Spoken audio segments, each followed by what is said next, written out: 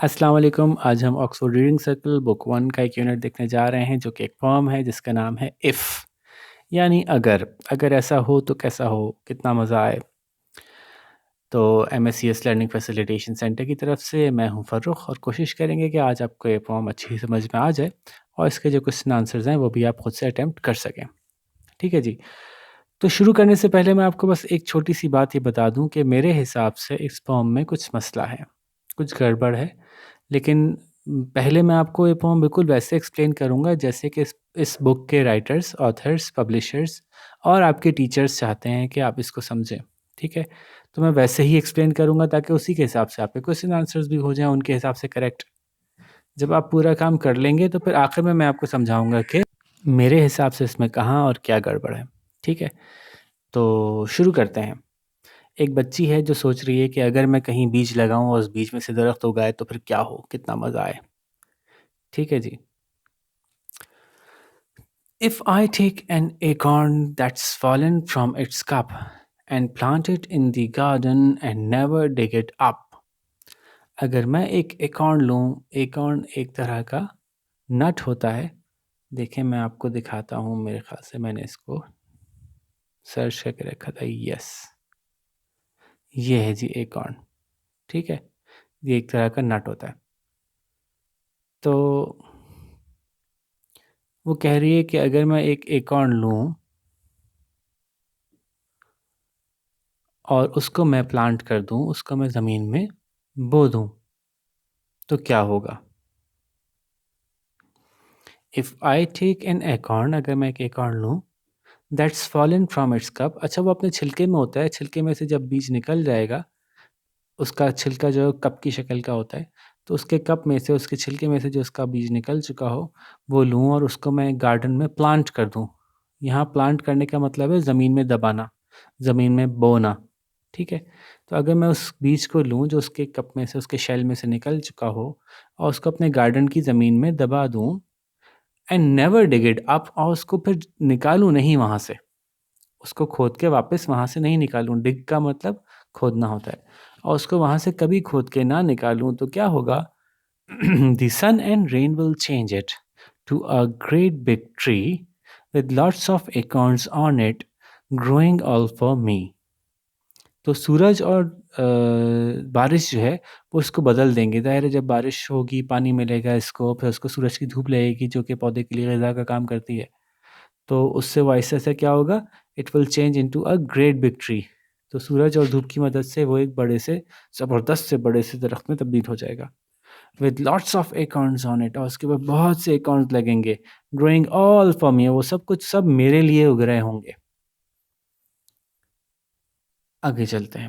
I will plant an orange pippin, मैं अगर बो दूँ ज़मीन में ऑरेंज का बीज, and see what that will do, और देखूँ कि उससे क्या होगा। I hope an orange tree will grow, I think it will, don't you? मेरे ख़्याल से एक ऑरेंज का दरख्त उगेगा। मेरे ख़्याल से ऐसा ज़रूर होगा। आई थिंक इट विल, मेरे ख़्याल से ऐसा ज़रूर होगा। डोंट यू, क्या आप ऐसा नहीं समझते? वैसे बाय द वे मैं नहीं समझता ऐसा, लेकिन चलें अब जैसा चल रहा है वैसे चलने देते हैं। If oranges should really grow and if there should be many, I will put them in a basket and sell them to a penny. अगर उसमें से ऑरेंज निकल ही है, वाक़ई में ऑरेंज निकल आएँ और अगर वो बहुत सारे हुए, तो मैं उनको एक बास्केट में डालूँगी और बेचूँगी 1 पैनी के 2। ठीक है? पैनी जो है वो पाउंड की छोटी शक्ल है, ठीक है? जो कि यूके के अंदर इस्तेमाल होती है, एक मुल्क है यूके, वहाँ इस्तेमाल होती है, हम उसको इंग्लैंड भी कहते हैं। ठीक है जी? तो क्या हुआ कि एक बच्ची जो है वो अपने कुछ ड्रीम सोच रही है, कुछ ख्वाब देख रही है कि अगर मैं एकाउंट लगा दूँ तो उसमें से एकाउंट का दरख्त निकल आएगा और उस दरख्त में से बहुत सारे एकाउंट्स आएँगे, सारे मेरे लिए होंगे। और अगर मैं कीनू का बीज लगा दूँ, ऑरेंज पेपन लगा दूँ, तो उसमें से बहुत सारे ऑरेंजेस निकलेंगे और सारे के सारे मैं बेचूँगी और खूब सारे पैसे आएँगे मेरे पास। ठीक है जी? तो ये बच्ची सोच रही है। उम्मीद है बात तो अच्छी तरह समझ में आ गई होगी आपको। अब इसके क्वेश्चन आंसर्स देख लेते हैं, और क्वेश्चन आंसर्स के बारे में तो मैं आपसे हमेशा यही कहता हूँ कि क्वेश्चन आंसर्स आपको खुद करने हैं। मैं क्या करूँगा कि क्वेश्चन एक्सप्लेन करूँगा, फिर आप उसकी एक्सप्लेनेशन की मदद से वीडियो पॉज़ करके जवाब लिखिएगा और फिर हम नेक्स्ट क्वेश्चन पे चलेंगे, उसका जवाब समझ के फिर उसका जवाब लिखिएगा और यूँ आपके टीचर्स और पेरेंट्स सब बहुत खुश हो जाएँगे कि अरे वाह! इतने छोटे से बच्चे ने खुद से सवाल जवाब कर लिए। दूसरा है कि आपको एग्ज़ाम में भी बड़ी आसानी होगी क्योंकि जब आप जवाब खुद लिखेंगे तो एग्ज़ाम में याद करने में भी आपको मुश्किल नहीं होगी कि अपने हाथ से ही तो लिखे हुए जवाब हैं। ठीक है जी, तो शुरू करते हैं question number 1। What will the acorn grow into? Acorn बड़े होके क्या बनेगा? तो बहुत आसान है। द एकॉर्न, दी का टी कैपिटल कर लीजिएगा। The acorn will grow into a, ये देखें पॉम में ही मौजूद थी ये बात तो, कि वो बड़े होके क्या बनेगा? बड़ा ज़बरदस्त सा दरख्त। ये बात वहाँ लिख देंगे हम, हमारा जवाब पूरा हो जाएगा। ठीक है, the acorn will grow into a, बड़ा ज़बरदस्त सा दरख्त, है ना भाई? तो ये बात यहाँ लिख दीजिए, वीडियो पॉज कीजिए और जवाब लिखिए, शाबाश। फिर हम नेक्स्ट क्वेश्चन पे चलेंगे। Question number 2, what must be done to make the acorn grow? Acorn को बड़ा करने के लिए, ग्रो करने के लिए क्या करना ज़रूरी है? ठीक है, तो हम जवाब यहाँ से शुरू करेंगे। टी कैपिटल कर दीजिएगा। To make the acorn grow, acorn को बड़ा करने के लिए क्या ज़रूरी है? देखिए, शुरू में पोम में बात आई थी, क्या ज़रूरी है? ये देखें, सन और रेन, बारिश और धूप ज़रूरी है। ठीक है ना? तो ये बात हम यहाँ लिखेंगे। To make the acorn grow, it must be given, उसको ज़रूर देना पड़ेगा। क्या देना पड़ेगा? वो दोनों चीज़ें जिनके नाम आपने देख ही लिए, उनके नाम लिख दीजिए। ठीक है, सूरज और बारिश। और अगर आप चाहें तो लिख दें सूरज और पानी। पानी की इंग्लिश भी आपको आती है, बहुत आसान है ना भाई? तो ये जवाब ठीक हो जाएगा। इसका जवाब शाबाश अच्छे से लिखिए, फिर हम नेक्स्ट क्वेश्चन पे चलते हैं। Question number 3, what will grow from an orange pippin? Orange pippin में से क्या उगेगा? अच्छा जी, तो इसका जवाब आपकी किताब के जो लिखने वाले हैं उनकी ख्याल से जो है वो बता देता हूँ। Dash will grow from an orange pippin. अब डैश में क्या आएगा? तो ज़ाहिर है ऑरेंज ही आएगा। ठीक है, तो ऑरेंज विल ग्रो, बल्कि इसको ऑरेंजेस करना चाहिए। Oranges will grow from an orange pippin. Orange pippin में से ऑरेंजेस ग्रो करेंगे। ठीक है भाई, ये जवाब शाबाश लिख लीजिए। फिर हम नेक्स्ट क्वेश्चन पे चलते हैं। Question number 4, will the oranges B given away? तो गिवन अवे का मतलब है मुफ्त में दे दिए जाएंगे। तो जवाब क्या होगा? नो, जी नहीं। The oranges will not be given away. The oranges will not be given away. No, the oranges will not be given away, they will be sold. वो क्या किए जाएंगे? बेचे जाएंगे। ठीक है भाई, तो ये जवाब हो गया बड़ा अच्छा सा। अब हम नेक्स्ट क्वेश्चन पे चलते हैं। आप वीडियो पॉज करके पहले इसका जवाब लिख लें। Question number 5, discuss which tree would you like to grow and why? बताइए आप कौन सा पौधा या दरख्त उगाना चाहते हैं और क्यों? तो इसका जवाब होगा I would like to grow a dash tree या a dash plant, comma because, और फिर आप आगे अपनी वजह बताएंगे कि क्यों। मैं चाहूँगा, फॉर एग्जांपल मैं कहूँ I would like to grow a banana tree because it will give me banana all year round. ये मैंने अपनी तरफ से एक बात कह दी। आप कह सकते हैं I would like to grow a coconut tree because it would give me coconuts and coconut water and all those and I love coconuts. ऐसे आगे बात कह सकते हैं। तो अब आगे ये टोटली आप पे डिपेंड करता है कि आप क्या उगाना चाहते हैं और वो क्यों उगाना चाहते हैं। ठीक है जी, तो अगर आपको ये बात समझ में आ गई तो आप आराम से लिख सकते हैं। सही है भाई। तो देखें, क्वेश्चन आंसर्स भी इतने मुश्किल नहीं थे, एक आध तो मैंने बल्कि पूरा ही बता दिया, बाकी आपने थोड़े से हिंट की मदद से कर लिए। ठीक है, तो कितना आसान लग रहा होता है जब आप खुद से कर रहे होते हैं तो चीज़ें आस्ते आस्ते आसान लगना शुरू हो जाती हैं ना। तो होपफुली क्वेश्चन आंसर्स भी आपने अच्छे से कर लिए होंगे। अब मैं आता हूँ उस बात की तरफ जो मुझे इसमें थोड़ा सा मसला लगता है इस फॉर्म में, और आप चाहें तो यहाँ पे वीडियो पॉज़ ख़त्म करके और अपने दूसरे काम कर सकते हैं। और टीचर्स या और जो दूसरे एजुकेटर्स हैं या पेरेंट्स हैं, वो चाहें तो इसको ज़्यादा तफ़सील से सुन सकते हैं इस बात को, वरना बच्चे सुनना चाहें तो बच्चे भी सुनें और अपने टीचर से पूछें भाई ये क्या बात हुई।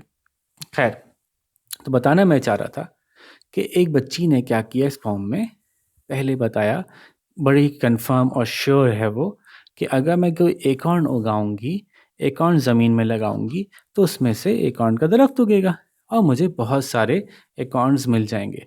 कहीं उसने ये नहीं कहा कि शायद मुझे वो एकॉर्न का दरख्त उगेगा, शायद नहीं उगेगा, क्या आपका ख्याल है उसमें से एकॉर्न का दरख्त उगेगा?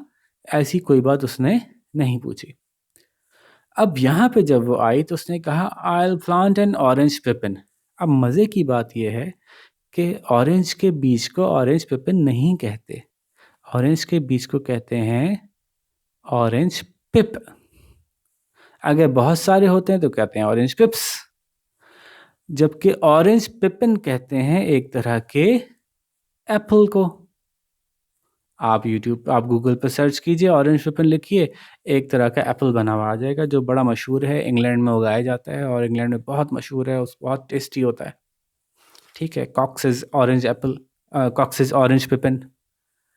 तो अब ऑरेंज पिपिन तो असल में एक एप्पल को कहते हैं, और इन्होंने जो है वो ये समझा, जो बुक के लिखने वाले हैं और जो बुक को कंपाइल करने वाले हैं, उन्होंने ये समझा कि ऑरेंज पिपिन जो है वो ऑरेंज के बीज को कहते हैं। तो मैंने वैसे ही समझाया शुरू में आपको कि जैसे कि ये ऑरेंज का बीज हो। लेकिन अगर पोएटिस का मतलब ऑरेंज का बीज ही होता वो यहाँ पे, तो ये क्यों पूछती कि आई think it will, don't you, मेरा ख्याल है शायद इसमें से ऑरेंज ही निकलेगा या नहीं निकलेगा, आपका क्या ख्याल है? तो अब यहाँ पे ये काफ़ी अनश्योर है, यहाँ भी अनश्योर है, यहाँ भी अनश्योर है कि क्या वाकई उसमें से ऑरेंजेस निकलेंगे। अगर वाकई ऑरेंजेस निकलेंगे तो फिर मैं उनको बेचूंगी। तो एक्चुअली ये लव्स ऑरेंज को लेके इन्होंने और जो इसकी पोएट्रेस है उन्होंने एक मजाक किया है कि बच्ची जो है वो ऑरेंज पिपिन को देख के समझ रही है कि उसमें से ऑरेंज निकलेंगे, क्योंकि उसका नाम ऑरेंज है तो इसलिए वो समझ रही है कि जब मैं इसको बोऊंगी तो इसमें से ऑरेंजेस निकलेंगे। और हम सबको इसके जवाब में कहना है, ओ हो बेवकूफ़, ऑरेंज पिपिन के दरख्त में से ऑरेंज थोड़ी निकलते हैं, ऑरेंज पिपिन के दरख्त में से तो एप्पल्स निकलते हैं। तो ये इस पोम का एक्चुअली मीनिंग होना चाहिए था, लेकिन बहरहाल इसी तरह से पढ़ा रहे हैं बाकी सब लोग भी, और इसी तरह से जो इसके सॉल्यूशन बने हुए हैं उसमें भी यही लिखा हुआ है, इसी अंदाज से लिखा हुआ है कि ऑरेंज के बीज की बात हो रही है, जबकि मेरे हिसाब से ऑरेंज के बीज की बात नहीं हो रही, ये एप्पल की बात हो रही है। तो अब ज़रा इस नज़र से सोचें, मैं दोबारा पढ़ता हूँ।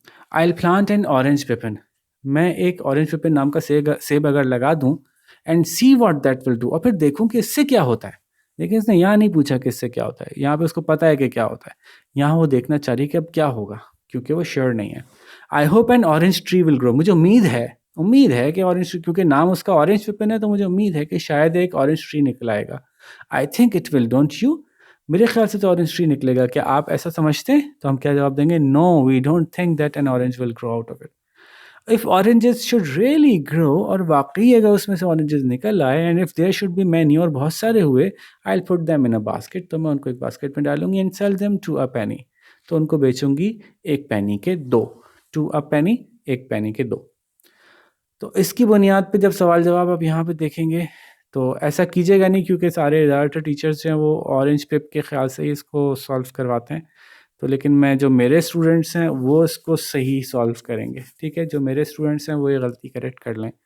What will grow from an orange pippin, तो जवाब क्या होगा इसका? एप्पल्स विल ग्रो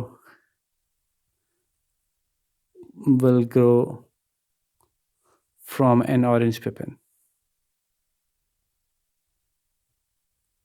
अब कुछ जो मेरे पर्सनल स्टूडेंट्स हैं वो कहेंगे सर आपने पहले तो हमें वो करने दिया, अब हम क्या मिटा के करें? तो जी मिटा लें, कोई बात नहीं। तो apples will grow from an orange pippin, तो ये एक चेंज आएगा क्वेश्चन आंसर्स में। ठीक है जी, तो होपफुली मेरा मसला आपको समझ में आ गया होगा। अगर कोई ये कहता है कि नहीं जी मैं तो बिल्कुल गलत कह रहा हूँ, ऐसा कुछ भी नहीं है, और पिपिन जो है वो तो बीज को ही कहते हैं, तो ठीक है, आपको मैंने उसके हिसाब से समझाया था। तो फर्स्ट पार्ट जो मैंने समझाया वो इसी नज़र से समझाया है कि पिपिन बीज को कहते हैं, और सेकंड पार्ट में मैंने समझाया कि एक्चुअली ऑरेंज पिपन पूरा एक सेब का नाम है। तो ये पोएट्स ने एक मज़ाक किया है, मज़ाक के अंदाज़ में बात की है कि बच्ची को बेचारी को समझ नहीं आया कि ऑरेंज पिपन बोने से ऑरेंजेस नहीं निकलेंगे बल्कि सेब ही निकलेंगे। तो बहरहाल ये मेरा ख़्याल है और ये बिल्कुल गलत भी हो सकता है। तो अगर किसी को लगता है कि मैं बिल्कुल गलत कह रहा हूँ तो बिल्कुल मेरी तरफ से बहुत पहले ही माज़रत। नाराज़ होने की ज़रूरत नहीं है और गुस्सा करने की भी ज़रूरत नहीं है। अगर आपको पहले वाला पार्ट सही लगता है तो वैसे ही कर लें। ठीक है, तो मैंने अपना ख़्याल पेश किया। होपफुली ये और लोग भी देखेंगे और लोग मुख्तलिफ़ लोग मुझे बताएँगे कि हाँ भाई उनके ख़्याल में ये बात ऐसे ही है या ऐसे नहीं है। और मैं कोशिश करता हूँ कि बुक के ऑथर्स तक भी ये बात पहुँचा दूँ। तो हो सकता है कि वो भी इस पे कुछ कमेंट करें। ठीक है जी। तो यहाँ तक करके आपसे इजाज़त चाहते हैं। उम्मीद है लेसन समझ में आ गया होगा, इसका मसला भी समझ में आ गया होगा। क्वेश्चन आंसर्स तो थे ही बहुत आसान। तो फिर किसी और अच्छे से लेसन के साथ आपसे मुलाकात होगी। अपना ख़्याल रखिएगा। अल्लाह हाफ़िज़।